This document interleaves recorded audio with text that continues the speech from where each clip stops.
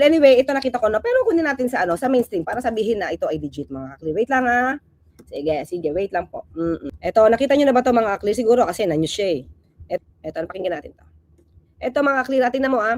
Ito kasi, pakiramdam ko, nangangampanya na to. Nangangampanya na sila. Ang pakiramdam ko rin, kung mali tayo, di wala tayong dyan. Ay, correct na lang nila. Pero yung paglibot-libot ng Vice Presidente sa lahat ng lugar. Kasama na yung pangangampanya. Bakit mo masasabi? Kasi, nag-announce na siya eh. Diba? Nag-announce ka na ikaw ay kakandidato. So, lahat na lang ng gagawin mo ngayon, lahat sasabihin, nangangampanya ka. Tapos, pag binilangan mo ng trabaho, wala. Ang naiiwan sa opisina niya, siguro yung kanya mga inuutusan at kanya mga pinupukpok lang. Diba? Pero siya, wala. Saan nagpunta daw? Sa Benguet? Photo ops dun. So, ngayon, mga ka-clear, imagine mo ang problema natin, ang krisis sa Middle East. Ang Pangulo, hindi lang every week. Halos, hindi lang, siguro papahinga lang to ng konti, mga ka-clear. Pag weekends or Sunday. Pero may Sunday siya kasama niya si mother, di ba? Yung pamilya niya. Sunday, family affair. Di ba? Pag Sunday. Sunday lunch, di ba? Yung gano'n eh. Pero, sa araw-araw yan, mga ka-clear. Meeting. Sabi ko naman sa inyo eh. Tapos, ang normally na schedule na namin sa Uplift, every Tuesday, maliban doon, may kanya-kanya meetingan at nagre-report sa kanya. Especially, Secretary, actually ganito eh, Secretary Sharon, DSWD, Secretary Rex, DTI, Secretary Chris, DepDev, tama, si Secretary Balisacan, DBM, Secretary Toledo, sino ba? Baka may makalimutan, marami mga kakliyan. Ano pa pala? Si Secretary Kiko, DA, DOTR, si Secretary Abanoy Lopez. Iba pa yung separate na meeting na sila lang ang magre-report. Iba pa yung saka pala DFA, naku, makalimutan ko si Sectes Lazaro. Oo. Saka pati OWA and DMW, Secretary Hans, saka si Admin PY Kaunan. 'Di ba? Kasi every now and then tinututukan ng Pangulo kamusta yung mga kababayan natin. Ilan na yung na-repatriate? Ilan yung babalik? Ha?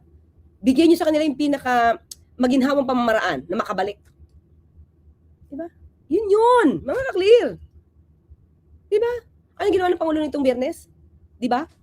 Pumunta ng Benguet, namili ng gulay, para hindi masyadong lugi yung ating mga kababayan. At the same time, yung mga maaaring tulungan ng mga gulay na yan, na ipaabot na.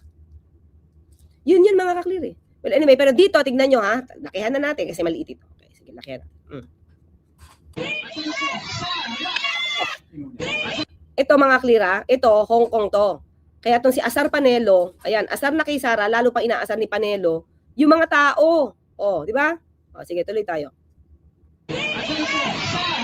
Sinasigaw, BBM. Tapos inaasar, ano ba ito? Inaasar pa niya. Tinuturuan niya pa. Di ba? Duterte, pero Sara! Duterte! Tingin ko, pati yung kumukuha natatawa. Medrig akong tumawa eh. Di ba? Yung kumukuha ng latawan, tumatawa sa Hong Kong. Ipapaalam mo muna ako sa inyo. Sara! Duterte! Sara! Duterte! Sara! Huwag ka makakalimutan, ha? Ipapaalam mo muna ako sa inyo. Nagpaalam bigla, mga clear. Huwag daw kakalimutan. Diba? Ang aga-aga ng pangangampanya. Ang aga-aga ng pangangampanya, mga clear. Ang dami dapat na isolve na problema dito. Tapos sasabihin nila, ang gobyerno walang ginagawa. Sino ba yung walang ginagawa? Diba? Sino yung walang ginagawa? Sige, pakita ko yung news, mga clear. Nasa labas siya, si news. Yan, pakita ko sa inyo. At least kasi, para hindi naman sabihin na hindi to legit. Ito, salamat to sa news, mga clear. Mahin ng mga OFW. Pinasisigaw niya kasi ang mga ito ng Duterte Sara, pero BBM ang sigaw ng mga OFW. Duterte! Sara! Duterte! Sara! Huwag na makakalimutan, ha? Ipapaalam mo muna ako sa inyo. Duterte! Sara! Bahagi si panelo ng legal team ni dating Pangulong Rodrigo Duterte sa ICC, kaugnay ng kasong Crimes Against Humanity. Ayan mga clear ha, kaya ko lang sinama tong news na to kasi para mapakita natin na legit naman yung kinunan, no? Hindi siya AI. Kasi nandito sa bilyonaryo, sa agenda weekend. Okay? So, itong imagine natin mga clear. Hanapin ko nga yung isang news mga clear. Wait lang ha, tanggalin ko muna, hanapin ko isang news. Wait. Tanggalin ko muna yan. Kasi mga clear, may pinakita rin dito sa news na to. Ayun, itong ginagawa ni VP Sara mga clear. Tingnan nyo naman. Share ko na. Sige. Ang Pangulo, nagtatrabaho. May meeting. Pero ang VP Sara ito. Habang dinidinig sa Kamara ang kanyang impeachment complaints, nakikipiesta si VP Sara sa Rambacan Festival. Binisita rin niya ang Nagakadan. Diba? Mga clear, wala namang problema eh. Pero diba, kung wala ka natutulong, tapos puro ka, di ko alam eh, kung ano bang naitutulong niya mga clear. Aatin lang siya sa fiesta, magsasalita, most probably mga ngampanya, pero hindi talaga nakakatulong sa pinaka-problema na kinakaharap ng Pilipinas. Diba? Tandaan natin mga clear.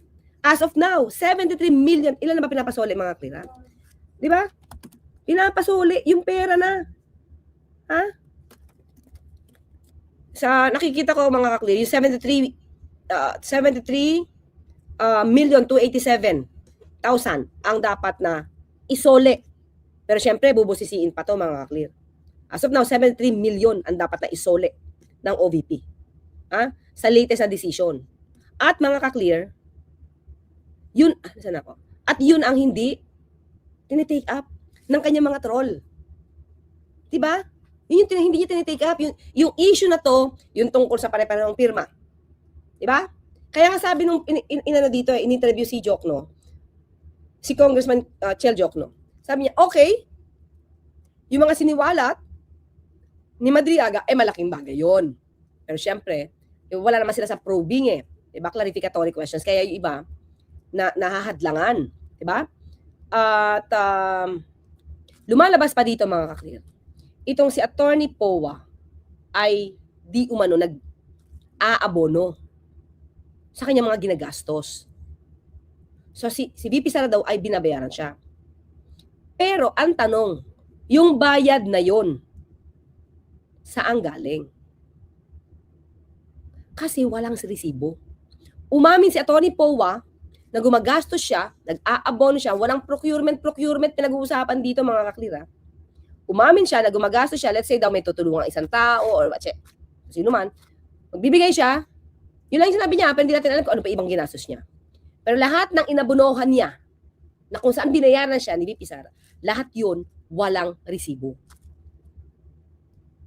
Diba? So dito mga ka-clear, tingnan natin na, ayan, dyan siya. Vice Terraces sa Talaga bang, di ba? Ipugaw at iginiit ng bise ang kahalagahan ng pagpapanatili sa mga UNESCO World Heritage Site. Di ba, mga ka-clear? Hindi ba dapat trabaho to ng DOTR? Ng DOT? Di ba? Hinikayat din niya ang publiko na pangalagaan ang kalikasan. DNR pa yan. Walang problema yung mga clear. Talaga naman dapat lahat tayo dapat sabihin natin, pangalagaan natin ang ating kalikasan. Di ba? Pero, mas mandato yan ang DENR. Di ba? Tapos, mga ka-clear, pero pagdating sa West Philippine Sea, tahimik siya eh. Tingin ko dapat ang bisitahin niya West Philippine Sea, di ba? Saka yung Kalayaan Island Group. Di ba? At ipaglaban niya ang karapatan natin dun sa KIG na yon. Na sinasabi ni, although sabi taken out of context, ito si Congressman Marcoleta, Senator Marcoleta, na pwede nang ipamigay. Di ba? Pwede na daw ipamigay. Pero mga ka-clear, ano yun eh? Sabi niya, taken out of context. Pero naging issue yung KIG na yun. Di ba? May mayor na doon, may munisipyo na doon, yun ang dalawin. Tapos sabi niya, dapat natin ipaglaban ang lahat ng karapatan natin, pati sa Sandy Cay. Sa lahat ng isla, sa lahat ng binubuo ng ating exclusive economic zone. Yun, masarap pakinggan yun mga kapatid. Okay? Kaugnay raw ito ng isinusulong niyang tree planting program. Naku, tree planting, mga ka-clear, talaga naman. Tree planting talaga pa rin hanggang ngayon. Nalayong makapagtanim ng 1 milyong puno. Di ba? Ayan siya mga ka-clear. Di ba? Ayan ang vice presidente. Tila napahiya naman sa Hong Kong si former Presidential Legal Counsel Salvador Panelo matapos dedmahin ng mga OFW. Pinasisigaw niya kasi ang mga ito ng Duterte Sara pero BBM ang sigaw ng mga OFW. Ulitin natin mga kakilala yung mga bagong pasok. Duterte! Sara! Duterte! Sara! Huwag na ba kalimutan, ha? Oh, ipapaalam mo muna ako sa inyo. Diba? Huwag niyong kakalimutan ha. Nangangampanya, diba? Grabe, nangangampanya talaga. Aga-aga mga kaklir. Ang aga-aga.